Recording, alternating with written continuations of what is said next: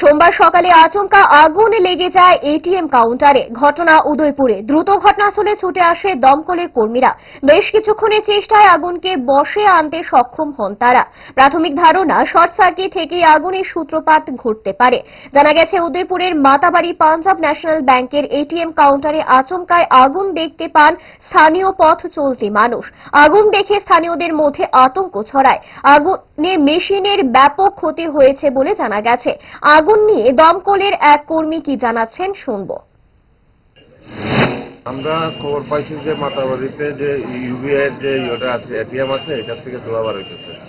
তারপরে আমরা আইসা দেখছি ভিতরে ইলেকট্রিকের তার যে আছে এটার মধ্যে শর্ট সার্কিট হয়ে আগুন লাগতেছে, আগুন জ্বলতেছে।